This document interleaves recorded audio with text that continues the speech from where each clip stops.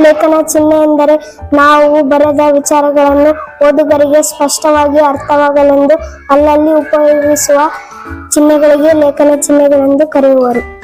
ಇದು ಪೂರ್ಣ ವಿರಾಮ. ಇದನ್ನು ಪೂರ್ಣ ವಾಕ್ಯದ ಕೊನೆಯಲ್ಲಿ ಬಳಸುವುದು. ಇದು ಪ್ರಶ್ನಾರ್ಥಕ. ಪ್ರಶ್ನೆಯನ್ನು ಸೂಚಿಸಲು ಬಳಸುವುದು. ಇದು ಅರ್ಧ ವಿರಾಮ. ವಾಕ್ಯದ ಮುಂದುವರಿಕೆಯಲ್ಲಿ ಬಳಸುವುದು.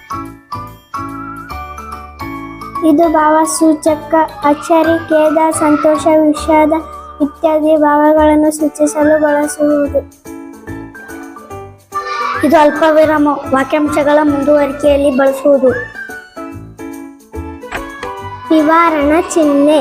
ಒಂದು ಅಭಿಪ್ರಾಯದ ವಿವರಣ ಮುಂದಿನಂತೆ ಇದೆ ಎಂದು ತೋರಿಸುವಾಗ ಬಳಸುವುದು.